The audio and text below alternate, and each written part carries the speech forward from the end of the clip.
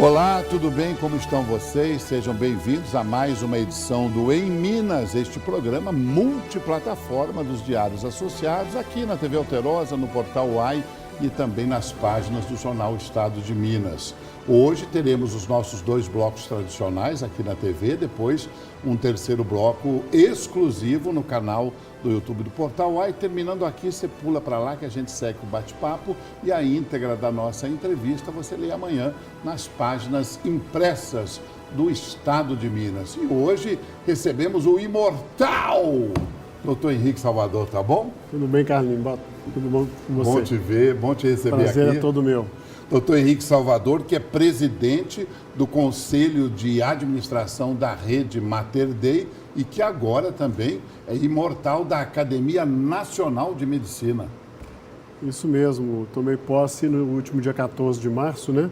Na cadeira 61 da Academia Nacional de Medicina. Henrique, isso coroa a sua trajetória, porque você é uma autoridade médica respeitada no mundo inteiro, especialmente na mastologia, na ginecologia. Isso coroou sua carreira? Acho que sem dúvida. A Academia Nacional de Medicina é uma entidade bicentenária, né? Ela vai fazer 200 anos em 2029 agora, foi fundada em 1829 por Dom Pedro I, né? Cuja finalidade principal é emitir pareceres, discutir assuntos de atualidade da prática médica, né? Tem um foco muito grande também em ensino, em pesquisa. Todas as quintas-feiras tem uma atuação e tem uma atividade, né, onde cada acadêmico se alterna, né, apresentando temas que sejam de interesse, temas atuais, né? E participar desse grupo seleto de médicos, né, no Brasil, eu acho que, sem dúvida alguma, coroa a minha carreira médica, né? Eu me formei há 42 anos, né? Já tem isso? Já. 42 anos, na UFMG. Fiz uma carreira médica, investi muito na minha carreira médica e também na área de gestão, né? Fiz uma carreira mista, né, entre assistência, a parte acadêmica, parte pedagógica também e gestão, né? E acho que participar da Academia Nacional de Medicina, sob certo aspecto, é como se fosse uma cereja do bolo, vamos dizer assim, da minha carreira médica. Henrique, e o doutor Henrique tem tempo para se dedicar à academia? Porque a vida da família é totalmente dedicada ao que se construiu até hoje e ao que está se expandindo, né? Você acha tempo para isso? Olha, eu sempre fui muito intenso na minha atividade profissional, né? Eu sempre trabalhei muito, né? Começando a operar às 6h30 da manhã, acumulando primeiro as atribuições de médico, né? Atendendo consultório, operando, né? Também como representante de entidades de classe, né? Eu fui presidente da Sociedade Brasileira de Mastologia, da Associação Nacional de Hospitais Privados também, e acumulando cargo inicialmente de diretor médico da Rede Mater Dei por mais de 30 anos, né? Depois como CEO, como presidente e hoje como presidente do conselho. E as atividades da academia, elas são intermitentes, elas não são contínuas. Então, acho que é perfeitamente possível conciliar, sabe, Carlinhos? É isso que eu pretendo fazer. Vamos explicar para o pessoal de casa, porque o doutor Henrique é muito famoso, a família Salvador, em função do Hospital Mater Dei, que é um dos principais do Brasil. Quantos anos tem o Mater Dei? Seu pai é fundador do Mater Dei. Tem quantos anos? Papai fundou o Mater Dei em 1º de junho de 1980. Né? Então, agora, em junho, nós vamos fazer 45 anos. 45 né? anos. Aí seu pai preparou você sucedeu seu pai, e você agora tem o seu filho na presidência do Mater Dei, o Zé Henrique? Na verdade, nós somos 3 gerações trabalhando juntos, né? Seu pai continua ainda? Papai continua ainda ao hospital. Ele é o presidente de honra do conselho, fundador. Mamãe também vai, é presidente do conselho de família. Minhas 2 irmãs, a Maria Norma e a Márcia, né, são vice-presidentes do conselho. O Renato, meu irmão, é conselheiro. E na 3ª geração nós temos o José Henrique, que é o CEO, presidente, né? A Renata e o Felipe são vice-presidentes e a Lara é diretora de inovação e experiência do paciente. E, além disso, nós temos um número muito grande de diretores que se formaram no Mater Dei ou que vieram do mercado mesmo, né, que compõem o grupo de executivos hoje da Rede Mater Dei, né? É um número grande de pessoas de gerência intermediária. Hoje nós temos 8.500 colaboradores, né? 8.500 colaboradores. Só aqui ou no Brasil inteiro? No Brasil inteiro, com vínculo CLT, porque médicos são mais aproximadamente uns 10 mil, sabe? Então, é uma comunidade, né, grande, uma comunidade integrada, constituindo um ecossistema de saúde relevante, eu acho, hoje, né, dentro do que existe no Brasil, né? E com algumas características diferentes, né, Carlinhos, que sempre nos caracterizaram, né? Sempre nos diferenciaram, acredito eu, né? Que é principalmente focar em qualidade, em segurança, em eficiência, na experiência do usuário também, do paciente, mas principalmente no acolhimento, né? É identificar que cada ser humano é diferente do outro, né? Que tem muita coisa em medicina, muita coisa em prestação de serviços hospitalares, que tem que ser processos, que tem que ser auditados, inclusive, né? E os nossos programas de qualidade, certificação, eles até aferem isso regularmente.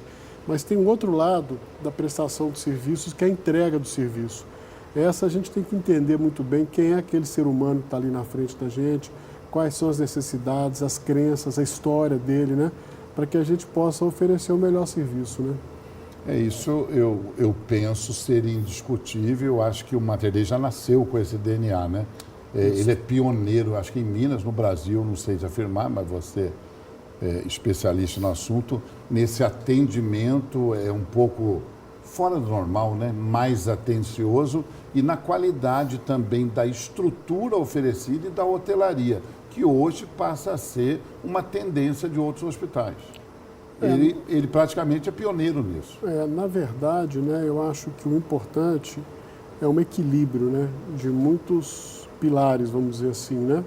Tem o pilar, sim, que você acabou de mencionar, da estrutura, né, que é aquilo que o paciente até que o usuário percebe, né?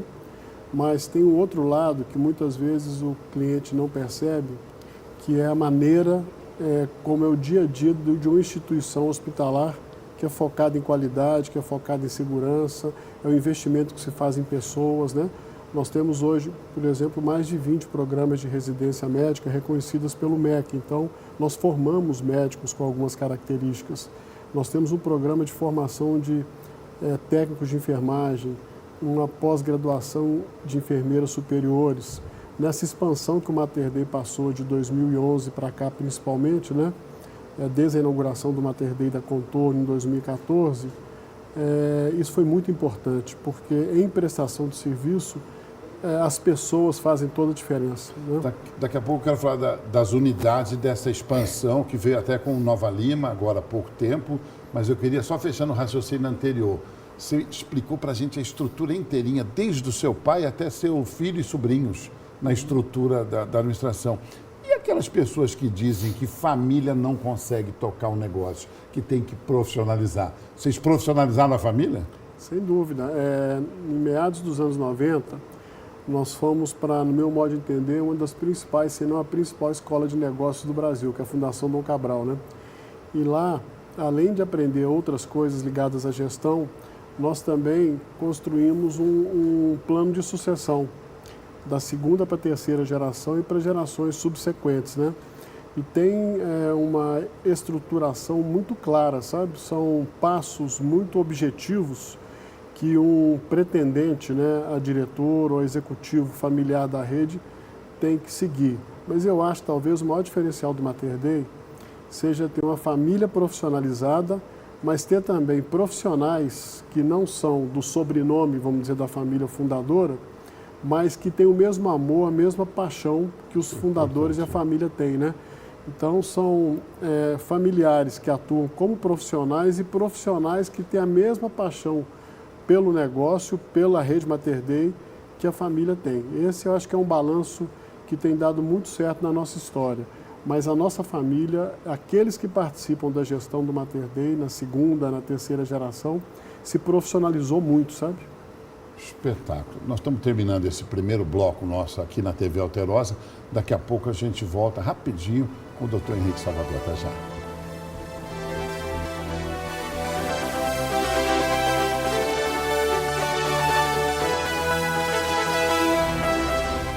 Estamos de volta com Em Minas hoje, recebendo o Dr. Henrique Salvador, presidente do Conselho da Rede, do Conselho de Administração da Rede Mater Dei. Henrique, eu vou chamar Henrique, né? Você de Henrique, porque é Nos conhece há tanto tempo, né, Aí cara? eu já cometi uma gafe no primeiro bloco, chamei o José Henrique de Zé Henrique, né? Porque a gente conhece ele de menino, né? Mas é Zé mesmo. É Zé mesmo? É o Nós Zé. temos um evento no Mater Dei que se chama Café com o Zé, onde os colaboradores tomam café com ele todo mês. Café com o Zé. É. Eu acho isso importante. E a gente vai ficando velho no jornalismo, então aqueles pequenos políticos iniciantes que a gente cruzava no começo da década de 80 viram presidente da República, viram senador, viram governador, então a gente fica sem jeito, né? Chama de doutor, né? Doutor Itamar, que falava, chama todo mundo de doutor, Carlinhos, tá bom. Doutor Itamar, tá bom. Mas aí registro aqui as minhas desculpas e mande meu abraço pro Zé. Manda. Café do Zé, essa é boa. E esse Café do Zé já permitiu a expansão da rede, porque vocês estão em vários estados hoje. A partir de 2014, com a inauguração do Mater Dei da Contorno, né, em 2010 nós chegamos à conclusão que a proposta inicial do Mater Dei tinha dado certo, né? Nós estávamos com o Hospital Santo Agostinho, que é o primeiro, muito cheio. Gonçalves Dias ali. Gonçalves Dias com Mato Grosso, Mato Grosso, né? a esquina. Gonçalves Dias 2.700 e Mato Grosso 1.100, né? Nasceu ali. Nasceu ali. Um bloco primeiro, né, em 1980. Em 2000 nós inauguramos o bloco 2, o Santo Agostinho. Depois, em 2010, nós chegamos à conclusão que precisávamos crescer. Participamos de um leilão do terreno do antigo mercado distrital da Barroca. O Mater Dei da Contorno foi construído, foi inaugurado para a Copa do Mundo em 1º de junho de 2014, né? Aí nascia a rede Mater Dei, com o segundo hospital, né? Depois, em 2019, dia 19 de janeiro de 2019, né? Você memoriza até as datas de inauguração. Porque foram muito marcantes na nossa vida, né? Que legal. Aí foi inaugurado o Mater Dei Betim Contagem, na divisa dos dois municípios, né? E tudo isso, né, Carlinhos, cada um deles tem uma história, né? A história da localização do terreno, negociação do terreno, aquisição do terreno, contratação do projeto de arquitetura, né? Nós mesmos que construímos os hospitais com a nossa equipe, né? Com 2 engenheiros que estão conosco desde a fundação, o Marco Serra e o Arnaldo Silva, né? Então, assim, tem uma história por trás disso tudo, a gente acaba que lembra, né? Depois, mais adiante, né, em 2021, nós abrimos o capital do Mater Dei na Bolsa de Valores, porque identificamos que a gente precisava de capital para conseguir expandir. E aí chegamos à conclusão que era o momento também de sair de Belo Horizonte. Então, em 2022, em maio, nós inauguramos o Mater Dei Salvador, por vários motivos. Salvador, né? foi o primeiro fora de BH. Nós optamos por ir para Salvador, né? Em maio de 22, nós inauguramos. Em abril de 21, nós tínhamos aberto o capital da rede Mater Dei na Bolsa. E aí fizemos algumas aquisições. Então, nós compramos 2 hospitais em Uberlândia, o Mater Dei Santa Genoveva e o Mater Dei Santa Clara. Compramos um hospital em Goiânia, o Mater Dei Goiânia, né? Fomos para a Feira de Santana, que está a 100 quilômetros de Salvador. Achávamos que fazia sentido, né? Irmos para a segunda cidade da Bahia, grande, né? É a Contagem da Bahia. Tem 700 mil habitantes, né? Gigante. E tem uma área de influência na região de mais de 2 milhões de habitantes, né? Compramos o Mater Dei EMEC lá, né? E fomos expandindo, né? E recentemente, agora em agosto do ano passado, inauguramos também o Mater Dei Nova Lima. Então hoje nós somos 9 hospitais, somos 4 em Minas Gerais, né? 4 na região de Belo Horizonte, 2 em Uberlândia, né? Aqui nós temos o Mater Dei Santo Agostinho, Contorno, o Betim Contagem e Nova Lima. 2 em Uberlândia, 1 em Goiânia e 2 na Bahia, o Mater Dei Salvador e o Mater Dei EMEC, né? E agora vamos construir, a partir do ano que vem, um hospital na zona norte da cidade de São Paulo, no bairro de Santana, na rua Voluntários da Pátria. Nós vamos fazer uma associação com a Bradesco, né? A Bradesco tinha um terreno lá que é uma agência deles, na Voluntários da Pátria, um terreno muito bem localizado. Metrô, inclusive. Pertinho, perto do Campo de Marte, né? Campo de Marte do lado. É um local muito assim diferenciado e que tem pouco hospital. E aí estamos já em fase de projeto, né? Discutindo o projeto, devemos começar a construir no final do ano, no início do ano que vem, sabe? Santana que foi berço do SBT, Vila Guilherme, ali do lado, onde nasceu a TVS, a SBT nasceu ali na Vila Guilherme, em Santana. E aí eu te pergunto, você não vai ficar bravo comigo, não. A hora que você começou a falar dos hospitais, da construção, lá atrás, todo mundo conhecia o Mater Dei como hospital. Lá só hospital de bacana, hospital só da região Centro-Sul. Quando vocês inauguraram, sem nenhum demérito às minhas queridas Betim Contagem, pô, será que o Mater Dei está querendo popularizar? Não faz parte? Muito se comentava isso na época, que não era a identidade do Mater Dei, que o Mater Dei era um hospital aqui da Zona Sul, de BH. Teve isso? Carlinhos, na verdade, eu acho que o importante é você ter os fundamentos para um atendimento que seja diferente ou diferenciado, né? E eu volto a falar aquilo que eu falei no bloco anterior.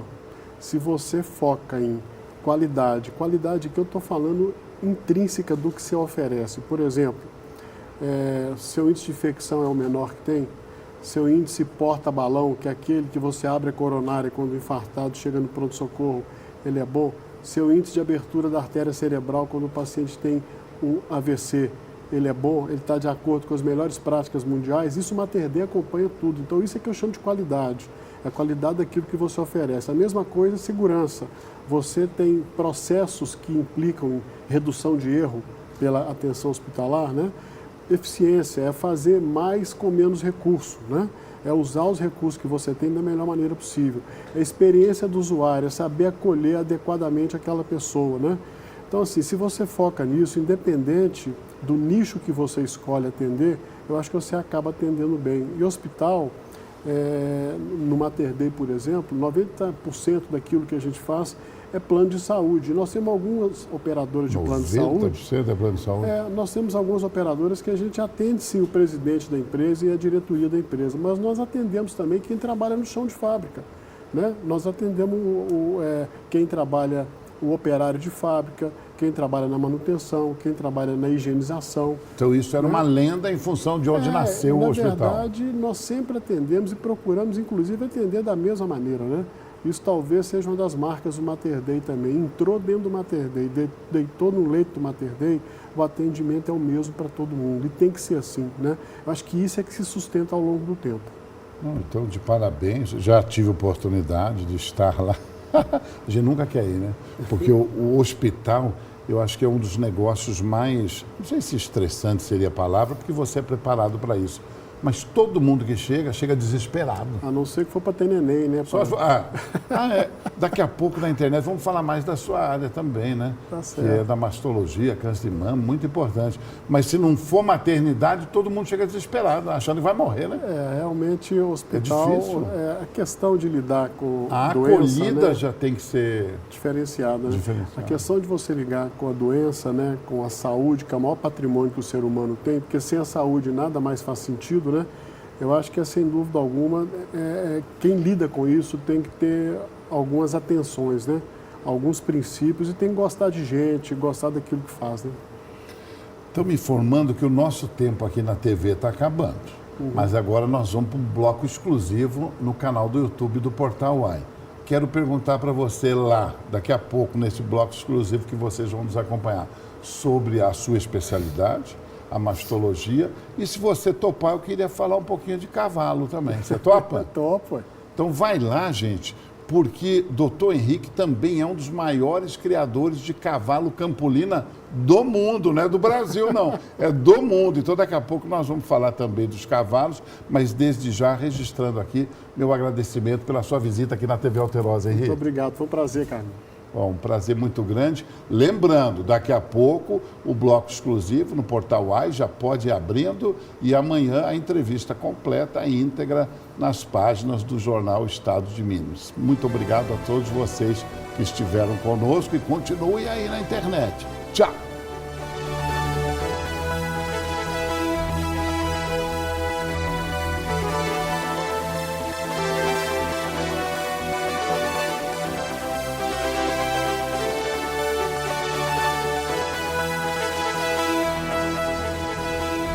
Estamos de volta só para você que está conosco aqui no canal do YouTube do Portal UAI, com o Dr. Henrique Salvador, o presidente do Conselho de Administração da Rede Mater Dei.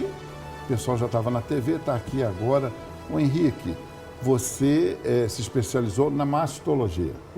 Isso desde o início da carreira ou não? Na verdade, eu me formei pela UFMG, né, aqui em Belo Horizonte, em 1982, né? Fiz a minha residência em ginecologia e obstetrícia aqui e fui para o exterior, fiquei quase 3 anos fora. Lá eu fiz basicamente 2 áreas, reprodução humana, mas principalmente mastologia. E aí eu fiquei mais tempo na Inglaterra, fazendo a minha residência em mastologia, e depois visitei outros serviços, né? Algum lugar da Inglaterra específico assim? Em Londres, mas eu tive também em outros locais na Inglaterra, em Guildford e outros locais também mais próximos, sabe? Para me aperfeiçoar, né? Na época, eu costumo dizer o seguinte, Carlinhos, na época que eu formei em 1982, não tinha nem telefone celular e nem internet. Nada. Então você tinha que ir aonde o conhecimento estava, Máquina né? de escrever. Hoje a gente sentado no computador, você tem acesso a tudo que se passa pelo mundo, no celular, né? Então, na época, eu fiquei fora, trouxemos a técnica da fertilização in vitro, fizemos o primeiro bebê de proveta de Minas, né? Mesmo. Você é do primeiro bebê de proveta eu, o de Ricardo Minas. Marinho e o Walter Passi, nós éramos 3 médicos na época, né? Também trouxe muitas técnicas novas, né, na área de tratamento do câncer de mama para o Brasil, né? Implementamos no Mater Dei muitas delas, né? E acho que muitas mulheres foram beneficiadas por isso, se curaram inclusive da doença, né? Então foi um momento de produção, inclusive científica, acadêmica, publiquei mais de 200 artigos científicos, livros, né? Foi uma época de uma produção muito intensa, sabe? Não só minha, né, mas da rede Mater Dei como um todo, né? E uma doença, né, que ainda hoje acomete um número grande de mulheres, o câncer que mais acomete a mulher no mundo inteiro. Eu ia te né? perguntar, hoje tem mais ocorrência de câncer de mama ou ele está sendo mais notificado e mais descoberto? Parece que não era tão comum antigamente. Na verdade, o câncer é uma doença do envelhecimento, né? As pessoas ficando mais velhas, né? E tendo acesso também a alguns agentes que são mais cancerígenos, né? Que estão relacionados à dieta, estão relacionados à prática ou não de exercício físico, estão relacionados ao meio ambiente, né? Tem muitos aspectos ligados à gênese, né? Ao aparecimento do câncer, que são mais ligados à modernidade mesmo, né? E também uma coisa importante que aconteceu foi uma melhoria dos métodos de diagnóstico, né? Hoje a mamografia, por exemplo, que é a principal arma que a mulher tem para a detecção precoce do câncer de mama, ela evoluiu muito, né? Hoje a mamografia consegue identificar lesões muito incipientes, alterações muito iniciais, sabe, relacionadas ao câncer de mama, né? Muito bom para iniciar rapidamente o tratamento. Quanto mais rápido você diagnostica, maior a chance de cura, né? Então, isso também contribuiu para uma desmistificação da doença, né? Eu sou de uma época, por exemplo, que nem se falava a palavra câncer, né? Se falava aquela doença, né? Então, hoje não. Hoje, o câncer, muitas vezes, se transformou numa doença crônica, né? Como a diabetes, como a hipertensão. A pessoa tem que acompanhar ao longo da vida e as armas são muitas hoje para combater e para controlar a doença, né? E qual o apelo constante que você faz para as mulheres? Eu acho que é, primeiro, ter um médico de referência, um ginecologista, um mastologista de referência, né? Mesmo para a mulher que não tem fator de risco para a doença, né? Fazer a mamografia a partir dos 40 anos, uma vez por ano, né? Mesmo para as mulheres que não têm fator de risco. E as mulheres que têm fator de risco para a doença, aquelas que têm uma história familiar muito intensa, principalmente em parentes de primeiro grau, e se esses parentes tiverem a doença muito cedo na sua vida, né? Essas mulheres têm que ter uma atenção ainda maior, sabe? Então, eu acho que o que eu acho que é o grande princípio que a gente precisa de ter na vida, não só nessa especialidade, nesse campo da medicina. O melhor médico que existe somos nós para nós mesmos, sabe? É cuidar de exercício físico, né? É cuidar da dieta, cuidado com o cigarro, cuidado com bebida alcoólica, né? Não exagerar no uso de bebidas alcoólicas, né? Ter uma vida social, né, que te dê prazer, mais intensa. São aspectos que estão ligados, inclusive, à felicidade, né? Aspectos que estão ligados, inclusive, à maneira como a pessoa se posiciona em relação à vida. Ter um trabalho que te dê prazer, enxergar um propósito naquilo que você faz, né? Tudo isso está provado que tem a ver com a longevidade hoje. Henrique, televisão a gente vê muito, né? Notícias dos famosos e recentemente, nos últimos anos, várias mulheres famosas, não vem ao caso citar o nome, optaram por fazer a retirada das mamas dizendo que era uma prevenção porque a mãe tinha tido câncer e foi recomendada a retirada como profilaxia. Isso é comum? Isso existe ou é recomendado? Não, isso não é comum. Hoje existe um número muito pequeno de mulheres, né, que são aquelas mulheres mais jovens que fizeram teste para detectar alterações, né, genéticas ligadas ao câncer de mama, e elas têm essas alterações, então elas realmente têm uma chance muito grande de ter o câncer de mama ao longo da sua vida, né?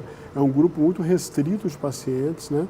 Essas mulheres têm indicação, sim, de fazer uma mastectomia bilateral profilática com reconstrução imediata, mas isso não é rotina. Mesmo sem a manifestação da doença? Mesmo sem a manifestação. Como profilaxia para não ter? Exatamente. Por quê? Porque a chance que elas têm de ter a doença ao longo da vida é de quase 80%. Então, se elas fazem a mastectomia profilática, elas reduzem isso significativamente, sabe? Então, é uma arma, né, radical, utilizada por um segmento muito pequeno de pacientes. Então, não é loucura dessas famosas que fizeram, devem ter tido a recomendação. O caso mais conhecido e é de domínio público é o da Angelina Jolie, que fez isso, né? Então, isso foi muito divulgado na época e isso suscitou, inclusive, uma discussão grande, né?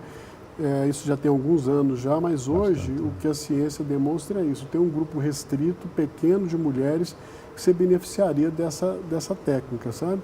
Mas o principal, a rotina deve ser exame clínico com o médico uma vez por ano, mamografia a partir dos 40 anos, uma vez por ano. São as duas armas principais para detectar precocemente o câncer de mama. Falando dos famosos, lembrei aqui uma frase do Sérgio Reis, que passou mal uma vez aqui em BH, e ele falou, me leva para o Mater Dei. O Sérgio Reis, diz que ficou, já tem alguns anos já.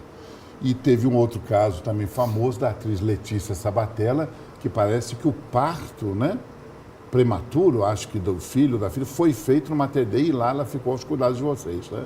Essa referência que o Mater Dei tem, orgulha a equipe?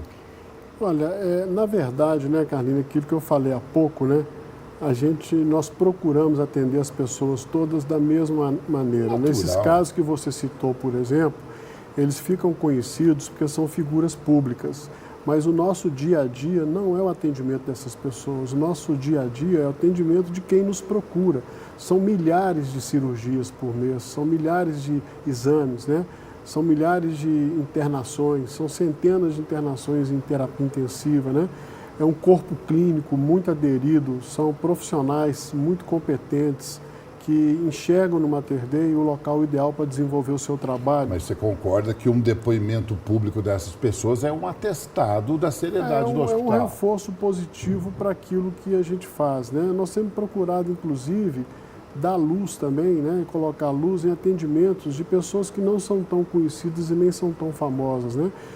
Agora, nos 45 anos da rede Mater Dei, nós vamos ver isso, né? São pessoas que confiam no Mater Dei, são famílias, porque o Mater Dei tem uma característica também que outros hospitais, que alguns hospitais não têm. A gente atende desde a pré-concepção, que é a reprodução humana, até a geriatria, né? Então, nós atendemos reprodução humana, pediatria, maternidade e todas as especialidades da medicina, o que nos torna o hospital da família, né? E me diz uma coisa, o Mater Dei Nova Lima, tive a honra de estar na inauguração, lindo, está de parabéns. Ele nasceu para ser uma maternidade, depois se estendeu para outras especialidades ou não? Ele já nasceu para tudo? Ele nasceu como hospital geral. Ele tem um pronto atendimento, inclusive dessas especialidades que eu citei, pediatria, maternidade, tudo, né? Clínica médica, cirurgia, ginecologia obstetrícia, né? Enfim, é um hospital geral, né? Com um bloco cirúrgico muito bem equipado, né? Com a parte também de exames, né? De diagnóstico, tomografia, ressonância, ultrassom, também muito bem equipado. Um hospital que tem heliponto também, muito bem localizado, né? Eu acho que é um hospital que complementa muito bem os outros três que a rede tem na região da Grande BH. E pegou um vetor que é de um desenvolvimento gigante, né? Sem dúvida. O lado de lá da nossa Grande BH. Zona Sul de BH e Nova Lima, né? Que é um município mais rico município do nosso estado, né? Sem dúvida. Para encerrar nosso bate-papo, eu sei que tem uma paixão que você fala pouco, né? Mas você é um dos maiores criadores de cavalo campolina do mundo.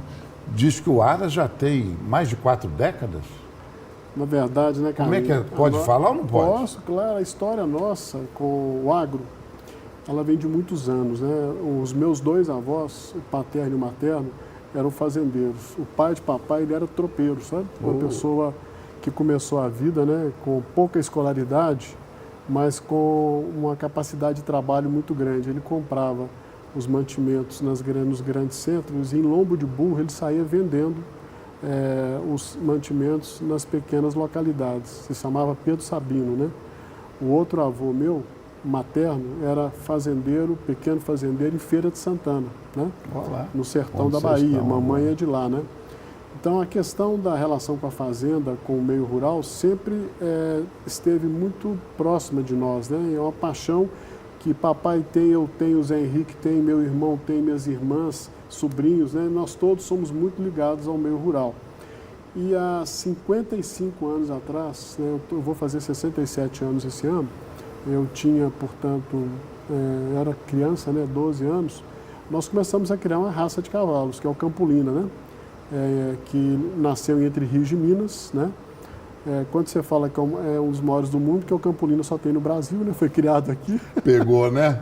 Há 55 anos, Então né? tá certo a afirmação. É uma paixão realmente grande que a gente tem, é onde a gente desestressa, né? Onde nós convivemos com amigos que são de diversas áreas da economia, né? Você tem fazendeiro, engenheiro, empresário, médico, funcionário do Banco do Brasil, funcionário de banco e por aí vai, né? É um número de amigos que a gente se sente muito à vontade, né? E realmente, não só o cavalo, mas a criação de gado, o plantio também de milho e outras commodities, né? Isso passou a ser um lazer, né, que a gente tem e onde a gente reúne a família e os amigos, né? Então, realmente, o Campolina é uma paixão, você tem toda a razão. Tem 55 anos, né? 55 anos de Campolina. Isso. E por que o Campolina é melhor que os outros? Eu acho, né? Aí vem a briga, Na né? época, o Márcio Andrade, que era o criador de Campolina, Manga Larga, Piquira, Pônei, Pega, em Você passatempo. tinha piquira também? Nunca não tinha? tive. Nunca O teve meu piquira? irmão, o meu filho tem o Zé Henrique. O Zé Henrique O Zé Henrique tem. cria O Renato piquira tem também. embaixador também ou só Campolina? Zé Henrique, o Renato hoje cria mais cavalo de enduro, cavalo árabe, né, de enduro. O Márcio Andrade, na época, nos orientou a criar o Campolina, sabe? O saudoso Barão Márcio Andrade, lá de passatempo, né? Aí nós começamos brincando aquele negócio, tal, a coisa foi crescendo, né? O bicho é E bonito, hoje né? é uma Forte, paixão né? que a gente tem realmente, Então tá bom. Henrique, muito obrigado. Foi um Obrigado a você, prazerzão te Carlinhos. Foi receber um grande aqui. prazer, viu? Prazer Essa em casa revê-lo é assim. sua, sabe disso? Obrigado. A TV, o jornal, o portal, sempre à sua disposição. Obrigado pelo convite, foi uma honra e um prazer, viu? Obrigado pelo carinho, obrigado para você que nos acompanhou até agora. Pode rever, tá tudo aí a nossa entrevista. Lembrando, amanhã nas páginas do Estado de Minas. Tchau, pessoal.